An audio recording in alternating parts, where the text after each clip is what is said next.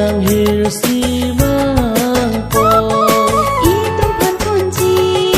Tikla tung pensi